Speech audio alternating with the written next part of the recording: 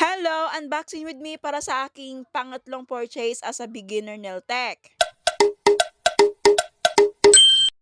Na-excite nga ako nung dumating ito dahil alam kong kailangan na kailangan ko ito. Ito pala ay ang nail dust collector. Isa din kasi ito sa importante gamit as a nail tech. Kung ayaw mong puro abo ang mukha mo at kalat everywhere ang nail dust ng client mo. Ito nga ang pinili ko kasi may kasama na siyang armrest. At ang kagandahan nito ay large fan na rin siya. Ito ay 40 watts at hindi naman siya masyadong maingay. At kung bibili ka nito, may kasama na rin siyang vacuum bags. Diyan mapupunta lahat ng nail dust na sinalon ng nail dust collector mo. Diyan maiipon lahat. At yan yung matte hand pad na very useful talaga. Ang ganda nito dahil promise dahil ito ay made of high quality ABS material, sturdy and durable to use talaga. At yung switch niya ay nasa gilid lang at yung isa akala ko nga i-switch din, hindi pala. At kung nakikita mo malaki talaga yung fan niya. At ito nga itatry na natin. Para malaman ko kung hindi ba talaga siya maingay at kung malakas ba talaga siya humigop. Syempre, quality check muna tayo.